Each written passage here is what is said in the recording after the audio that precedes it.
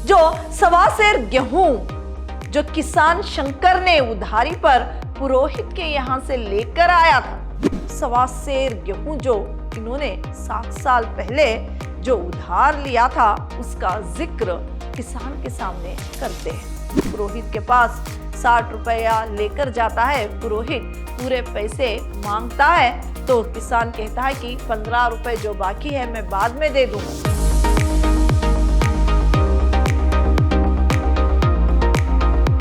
प्रणाम, मैं Rihanna yes, अति उत्तम विद्याश्रम की हिंदी प्रवक्ता। मेरे 3rd सेमेस्टर के बीबीए के जितने भी विद्यार्थी हैं, आप सबका मेरी कक्षा में स्वागत है।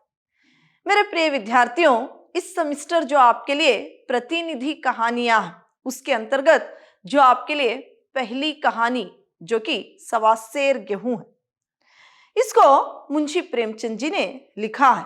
आज हम इसी कहानी के बारे में जानकारी प्राप्त करेंगे।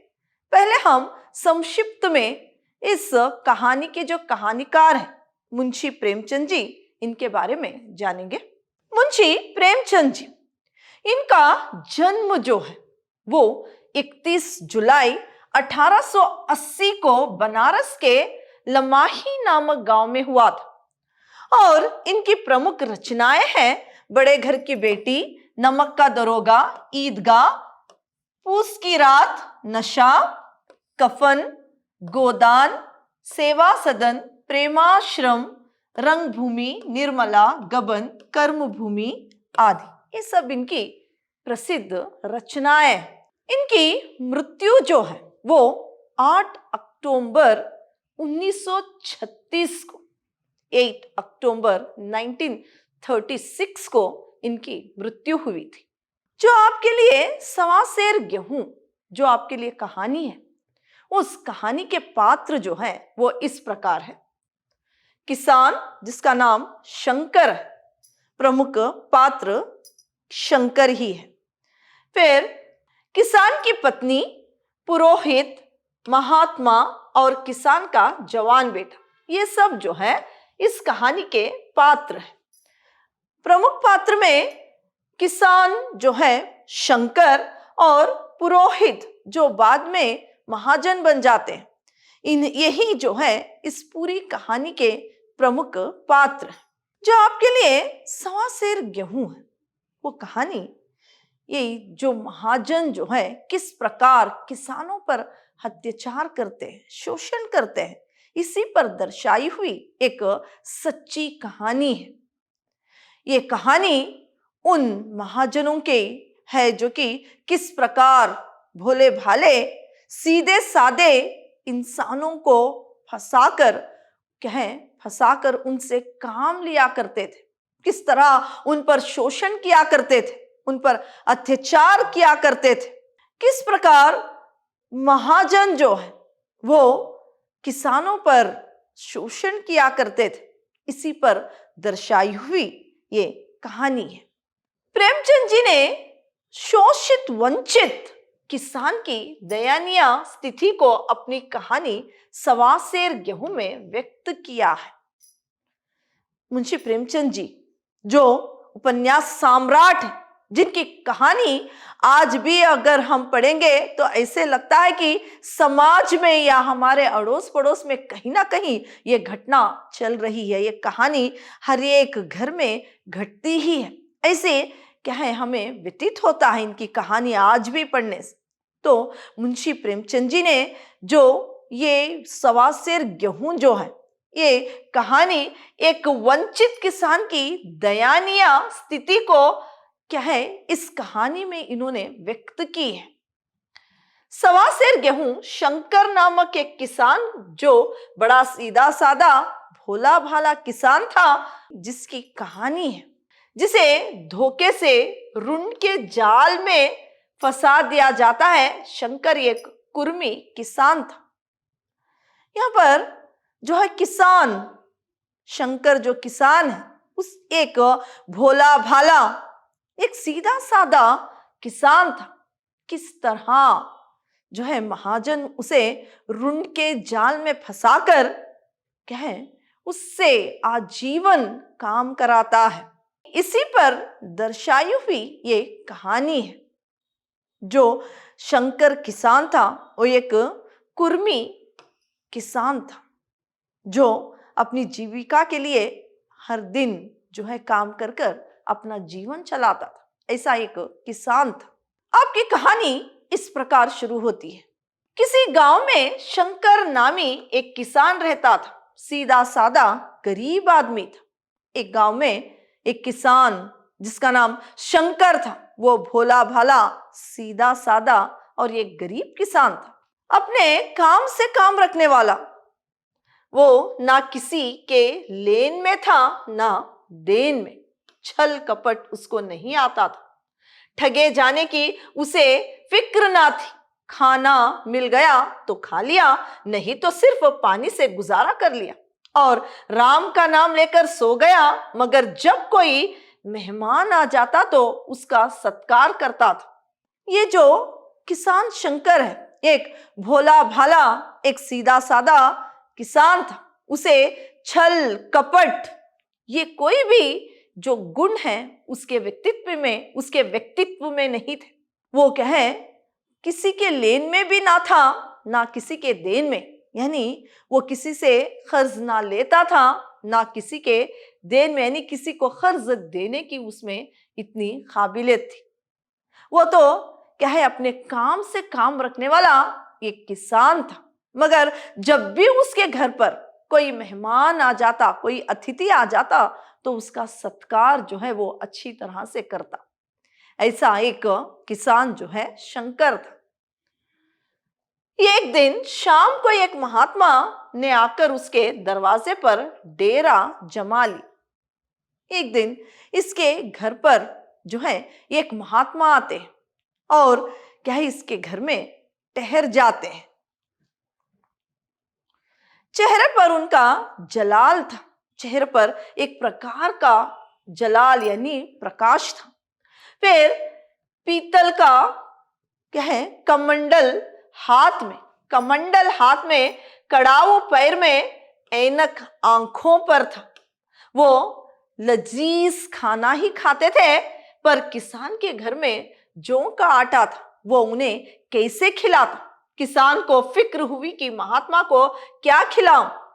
उसने सोचा कहीं से गेहूं का आटा लाऊं। गांव भर में उसे गेहूं का आटा ना मिला, पर खुशकिस्मती से गांव के पुरोहित के यहां गेहूं मिला। उसने 1.25 सेर गेहूं उधार लिया और अपनी पत्नी से पीस कर रोटी बनाने को कहा। जब इसके घर पर एक महात्मा आ जाते हैं तो वो क्या है बहुत ही उनके मुख पर एक प्रकार का प्रकाश था, तेज था और कड़ाऊ पहने हुए, आंखों पर चश्मा लगाए हुए क्या है इसके घर पर आते हैं इसके अतिथि बनकर। वो इसके घर में एक दिन ठहर जाते हैं। लेकिन किसान के घर में जौ का आटा था, जो कि जो महात्मा है वो अच्छे खाने ही, अच्छे पकवान ही खाते हैं। तो जौ के आटे से बनी हुई रोटी जो है शंकर महात्मा को खिला ना सका। इसीलिए वो गेहूं का आटा जो है गांव में सभी से पूछ रहा था उधारी पर, लेकिन किसी के यहाँ गेहूं का आटा ना मिला। तो बहुत ही खुशकिस्मती से एक पुरोहित उनके यहाँ से गेहूं जो है वो मिलती है। तो वो गेहूं लेकर अपनी पत्नी से कहता है कि जल्दी से इसे पीसकर गेहूं की रोटियां बना दो। इस तरह से अतिथि स्वागत के लिए पुरोहित के यहाँ से ये 1.25 सेर गेहूं जो है वो उधारी पर शंकर किसान ले आता है। महात्मा रोटियां जो है पेट भर खाते हैं और लंबी तान कर सोए और सुबह आशीर्वाद देकर चले गए। किसान से पुरोहित जी साल में 2 बार खलियानी लिया करते थे। शंकर ने दिल से कहा कि 1.25 सेर गेहूं क्या लौटाऊं, पंसेरी के बदले कुछ ज्यादा खलियानी दे दूंगा। वो भी समझ जाएंगे, मैं भी समझ जाऊंगा। चैत में जब वो पुरोहित जी पहुंचे तो उन्हें 1.5 पसारी के करीब गेहूं दे दिया। और अपने को ऋण से मुक्त समझ गए। इसका कोई तस्किरा नहीं किया। महात्मा गेहूं से बनी हुई रोटियां खाते हैं और विश्रांति उसी रात करते हुए सवेरे किसान और उसकी पत्नी को आशीर्वाद देकर चले जाते हैं। जो 1.25 गेहूं जो किसान शंकर ने उधारी पर पुरोहित के यहां से लेकर आया था, तो उसके बदले साल में 2 बार खलियानी उन्हें दिया करता था। शंकर जो है क्या है, उसके बदले पुरोहित को साल में 2 बार खलियानी दिया करता था। तो एक बार किसान शंकर सोचते हैं कि 1.25 गेहूं से ज्यादा ही मैं कुछ गेहूं उनको दे दूंगा और वो भी समझ जाएंगे और मैं भी। तो 1.25 के बदले जो है करीब 1.5 पंसेरी करीब गेहूं जो है क्या है, चैत के महीने में जब क्या है शंकर ने पुरोहित को गेहूं दिया, पुरोहित क्या है उसे लेकर चले गए।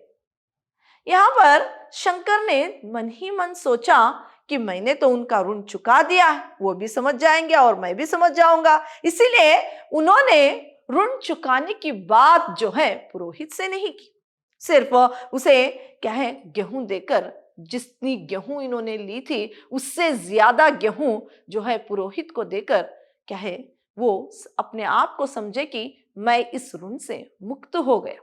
और पुरोहित ने उस गेहूं को लेकर चले गए। पुरोहित भी फिर कभी ना इसका जिक्र किया।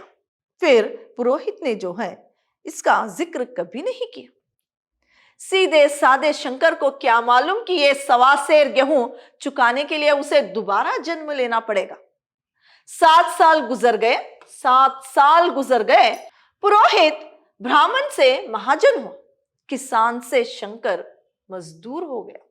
उसका छोटा भाई मंगल उससे अलग हो गया, उससे अलग हो गया था। शंकर ने बहुत चाहा कि वो अलग ना हो, पर हालात ने मजबूर कर दिया। जिस वक्त चूल्हे अलग जले वो फूट फूट कर रोने लगा।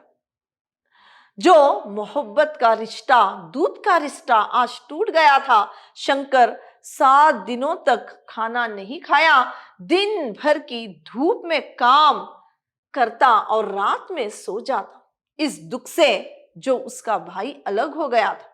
सख्त रंज के कारण उसका खून जल गया था और वो पतला हो गया और बीमार महीनों तक रहा। अब गृहस्थी कैसे चले? 5 बीघे के आधे खेत रह गए, 1 बैल रह गया। खेती क्या खाक होती, खेती सिर्फ नाम भर को रह गई। इस तरह किसान मजदूर हो गया। 7 साल गुजर गई, किसान मजदूरी करके लौट रहा था। तो किसान शंकर ने जो है 1.25 गेहूं के बदले उससे अधिक ही गेहूं देकर अपने आप को उत्तुंग समझ लिया और क्या है पुरोहित से इसका जिक्र नहीं किया कि उसने ऋण को चुका दिया। तो पुरोहित ने भी क्या है इसका कभी भी इसके बारे में उन्होंने भी जिक्र नहीं किया। फिर जो है इसी तरह 7 साल बीत जाते हैं। यहां पर शंकर और उसका भाई जो मंगल था, ये दोनों अलग हो जाते हैं। इनकी 5 बीघे जमीन थी, दोनों में बंटवारा हो गया। तो 5 बीघे का आधी जमीन जो है शंकर को आती है, आधी उसके भाई को। फिर इनके घर में 2 बैल थे, एक उसके भाई के नाम और इनके यानी शंकर के हिस्से में 1 बैल आता है। इस तरह से बंटवारा हो जाता है। इस यानी बंटवारा होने के बाद तो वो जमीन के टुकड़े में अनाज जो है वो कितना उगता। तो यहां पर जो है शंकर जो किसान है वो किसान से मजदूर बन जाता है।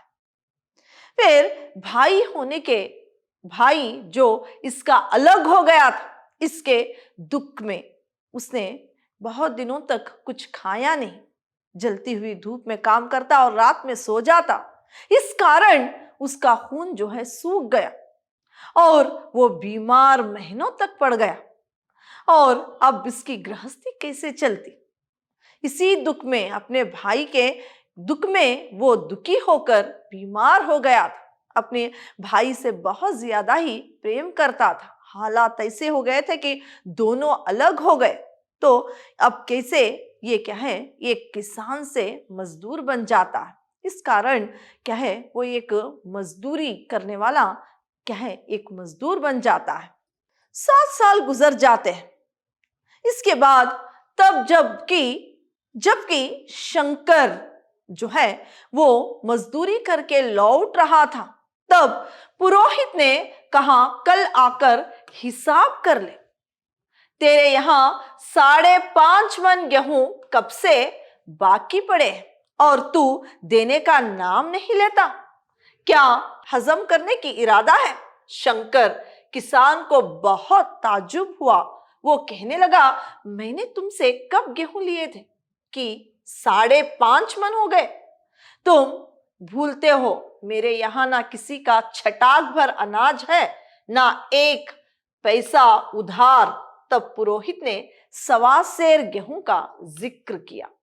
7 साल बाद जब शंकर मजदूरी करके लौट रहा था, उसे कहा कि कल तुम आकर हिसाब करके जाओ। जो तुमने उधार लिया था उसका जो है 5.5 मन गेहूं बन गया है और यह उधार जो है अभी भी बाकी है। तो शंकर किसान को बहुत ज्यादा ताज्जुब होता है। तब पुरोहित कहता है कि क्या तुम मेरा कर्ज हजम करने वाले हो? और 1.25 सेर गेहूं जो इन्होंने 7 साल पहले जो उधार लिया था उसका जिक्र किसान के सामने करते हैं। फिर जो है किसान फिर कहता है कि मैंने ना किसी से छटाक भर अनाज क्या है खर्च पर लिया है, ना एक पैसा उधार। तब पुरोहित ने 1.25 सेर गेहूं जो इसने कर्ज लिया था उसका फिर से जिक्र करता है। किसान ने कहा, मैंने कितनी बार खलियानी दी, सेर 2-2 सेर, अब आप 5.5 मन मांगते हो, मैं कहां से दूंगा?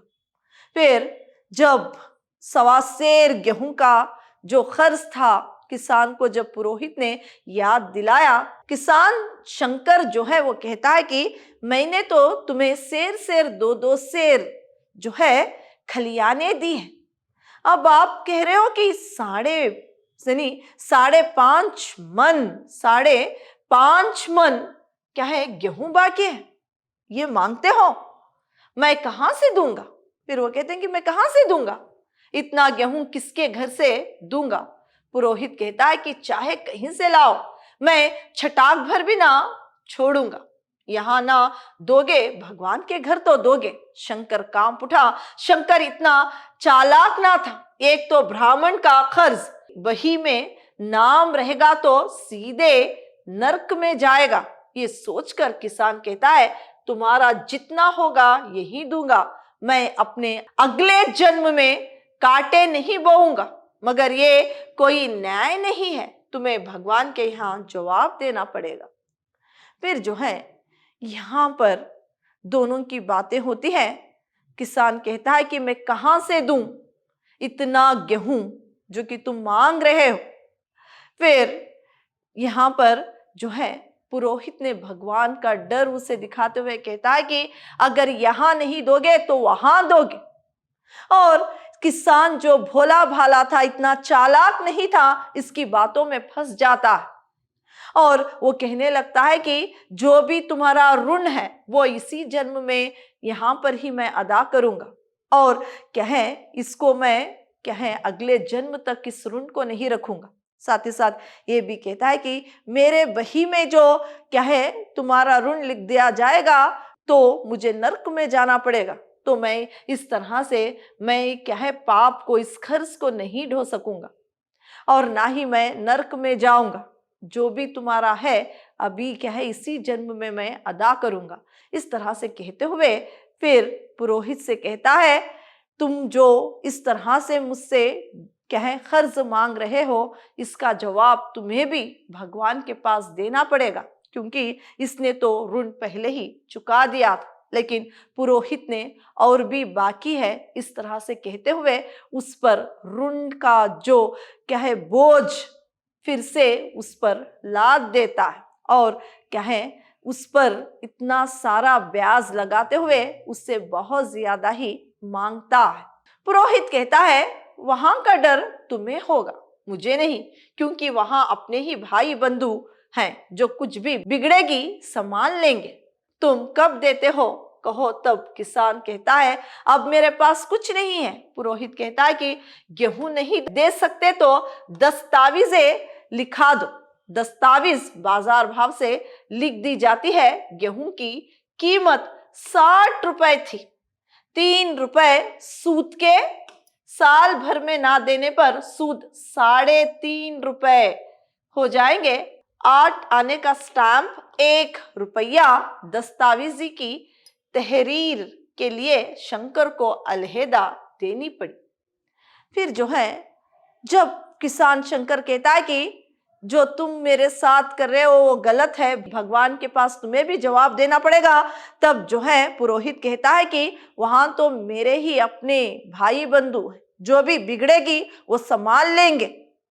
और फिर कहता है कि कहो कि तुम कब इस कर्ज को अदा करोगे। तो किसान कहता है, मेरे पास अब तो कुछ नहीं है। तब कहता है, यहां पर पुरोहित की दस्तावेजें बना लो। फिर दस्तावेज जो बनाने की बात करता है और यहाँ पर दस्तावेज लिखी जाती है और जो बाजार भाव था गेहूं का वो क्या है 3 रुपए सूद के साथ लिखा जाता है। गेहूं की कीमत बाजार भाव से देखने पर 60 रुपए होती है और साथ ही साथ 3 रुपए जो है सूद के। साल भर में अगर ये ऋण किसान ने पुरोहित को अदा नहीं की तो वो क्या है 3.5 रुपए क्या है सूद उस पर जोड़ा जाएगा, ब्याज जो है उस पर जोड़ा जाएगा, ये बात भी तय होती है। और 8 आने का जो स्टाम्प दस्तावेजों के लिए क्या है लगा था उसके 8 आने और जो है उसके साथ साथ जो है 1 रुपया दस्तावेज की तहरीर के लिए शंकर को अलहदा देनी पड़ती है। सारे गांव में महाजन को भला बुरा कहा। सारे गांव में महाजन को सब लोगों ने भला बुरा कहा, लेकिन उसके पीठ पीछे सामने किसी की हिम्मत नहीं हुई कि उससे कुछ कह दे। पुरोहित जो है अब महाजन बन गया था, क्योंकि महाजन की जरूरत गांव में किसी को भी पड़ सकती थी, इसलिए उसके सामने किसी की हिम्मत नहीं बनी भला बुरा कहने की। लेकिन पीछे जो है भला बुरा गांव वाले कहने लगे थे। किसान रुपए जोड़ने लगा, घर पर खाना ठीक से बनता नहीं था, सिर्फ लड़के के लिए रात को रोटियां रख दी जाती। किसान तंबाकू का सेवन करना छोड़ दिया। उस दिन से किसान शंकर जो उधार था उसे चुकाने के लिए क्या है वो पैसे जोड़ने लगा। इसके घर पर ठीक से खाना बनता नहीं था और रात में सिर्फ इसके लड़के के लिए रोटियां रख दी जाती। किसान तंबाकू का सेवन करता, अब उसको भी उसने छोड़ दिया। जो तंबाकू लेने में जो पैसे खर्च होते वो पैसे भी ये जोड़ने लगा महाजन का जो ऋण था उसे चुकाने के लिए। इसका नतीजा साल के आखिर तक किसान 60 रुपया इकट्ठा कर पुरोहित के पास गया। उसने सोचा बाकी 15 रुपए जो है वो बाद में देगा। पैसे पुरोहित के कदमों पर रख दिया। पुरोहित ने 15 रुपए और मांगे। किसान कुछ महीने के बाद देगा ये बताया, पर पुरोहित नहीं माना। शंकर सारा गांव छान मारा, पर पुरोहित के डर से उसे पैसे ना दिए। शंकर मायूस हो गया, उसे मेहनत से नफरत हो गई। उम्मीद ही हिम्मत है, पर किसान को उम्मीद नहीं थी। इसका जो कि इसने अपने पेट को काटकर, अपने परिवार वालों का पेट को काटकर तंबाकू ना पीते हुए पैसे 60 रुपया जो है साल के अंतिम तक इसने जमा किए और पुरोहित के पास ले गया। जो ब्याज का पैसा था, यानी जो सूद इसे देना पड़ता था, जो कि 3 रुपया था, सूद 60 रुपया का, तो उसके 15 रुपए बनते थे। वो 15 रुपए जो है बाद में दूंगा, इस तरह से उसने सोच रखा था। पुरोहित के पास 60 रुपया लेकर जाता है, पुरोहित पूरे पैसे मांगता है, तो किसान कहता है कि 15 रुपए जो बाकी है मैं बाद में दे दूंगा। लेकिन पुरोहित जो कि महाजन है, वो इस बात से सहमत नहीं होता। तो किसान गांव में सभी के पास 15 रुपए जो है मांगता है, लेकिन महाजन के डर से कोई भी उसे 15 रुपए नहीं देते। और अब किसान जो है 60 रुपया पुरोहित को देकर फिर क्या है, वो क्या है आ जाता है। अब जो है किसान को मेहनत से नफरत हो जाती है। फिर जो है यहाँ पर जब उसे मेहनत से नफरत होती है, तो उम्मीद ही जो है, एक हिम्मत है किसानों की, तो वो उम्मीद ही जो है किसान शंकर में नहीं थी। वो बेपरवाह हो गया, वो बेपरवाह हो गया, तंबाकू पिया करता था। फिर से वो तंबाकू का सेवन करने लगा। फिर अब क्या है, उसे चर्स की भी लत लग गई। फिर जो है उसे गांजे की भी, गांजा और चर्स का भी चस्का, उसकी लत जो है उसे लग गई। फिर एक दिन महाजन किसान का हिसाब किया, 60 रुपए जमा थे, वो मन्नाहा करने पर भी 120 रुपए बाकी थे। किसान ने इसके बदले बैल देने की बात की, फिर भी पुरोहित नहीं माना। किसान शंकर को 20 बरस तक सूत में काम करना पड़ा। उसके बच्चे दाने दाने को तरसते, लेकिन शंकर चुप देखता रहा। उसकी पत्नी काम करने लगी।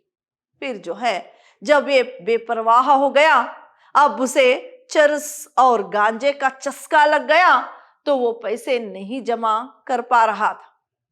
तो यहाँ पर जो है एक बार महाजन फिर उसे बुलाता है और उसका हिसाब करता है। जो 60 रुपया इसने जमा किया था, उसके मन्नाहा यानी उसको काटने के बाद भी 120 रुपया किसान जो है महाजन को देने का हिसाब निकला।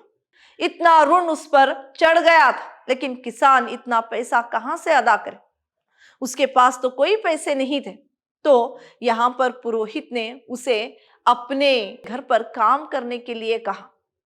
तो 20 साल तक किसान जो है शंकर बिना कोई पैसे के उसके घर पर काम करना पड़ा। लेकिन इसके बच्चे जो है घर पर दाने दाने के लिए तरस रहे थे। खाने के लिए भी किसान के घर पर कुछ नहीं था। इसकी पत्नी जो है काम करने लगी थी। इस तरह से उसकी एक दयनीय स्थिति हो गई थी। ऋण चुकाने के लिए 20 साल तक बिना कोई पैसे, कोई मजदूरी के उसे जो है महाजन के यहां काम करना पड़ता है। गेहूं के दाने किसी देवता बुद्ध की तरह तमाम उम्र उसके सर पर ना उतरे। किसान शंकर पुरोहित के यहां 20 साल तक गुलामी की, 120 रुपया अभी तक उसके सर पर सवार थे। जब किसान की मृत्यु हुई, पुरोहित ने उसके जवान बेटे की गर्दन पकड़ी। आज तक वो पुरोहित के पास काम करता है। कब उसका उधार अदा होगा, ये ईश्वर ही जानता है। तो यहां पर देखिए 20 साल तक उस 1.25 सेर गेहूं के बदले पुरोहित के यहां, महाजन के यहां किसान शंकर को काम करना पड़ता है। उस पर क्या है, ये ऋण जो है कभी भी उतरा ही नहीं। अभी सिर्फ उसके ब्याज के दर पर बिना मजदूरी के 20 साल जो है शंकर ने काम किया। जब किसान शंकर की मृत्यु हो गई, उसके बाद जो है महाजन ने उसके जवान बेटे के गिरेबान को पकड़ लिया, यानी उसे अपने घर पर काम करने के लिए क्या है, अपने पिता के खर्च को अदा करने के जो ऋण था उसमें उसे फिर से अपने जाल में फंसा लेता है। अब वो किसान शंकर का बेटा जो है महाजन के यहाँ आज भी काम कर रहा है। भगवान ही जानता है कि कब 120 रुपया जो ऋण है वो उतरेगा, ये तो सिर्फ भगवान ही जानता है। ऐसे महाजन जो है, ऐसे भोले भाले किसान, ऐसे आदमी जो है समाज में भरे पड़े हैं, और जो कहें अपने जाल में जो चालबाज लोग होते हैं, जो महाजन लोग होते हैं, अपने जाल में फंसाकर उन पर शोषण करते हैं। इस तरह से मुंशी प्रेमचंद जी ने इस कहानी को लिखा है। देखिए, आज भी ये शोषण जो है कहीं ना कहीं चल रहा है भोले भाले किसानों पर। ये एक कहानी जो है एक सत्य घटना पर लिखी हुई कहानी है। मुंशी प्रेमचंद जी ने खुद ही इस कहानी में लिखा है। तो जो है ये जो उधार था, कब तक यानी शंकर किसान की पीढ़ी को एक के बाद एक चुकाना पड़ता है, ये सिर्फ ईश्वर ही जानता है। इस तरह से कहते हुए मुंशी प्रेमचंद जी ने इस कहानी को इस कहानी को लिखा है। तो आपकी सवा सेर गेहूं जो कहानी है इतनी ही थी। अगली कक्षा में किसी और कहानी पर चर्चा करेंगे। धन्यवाद।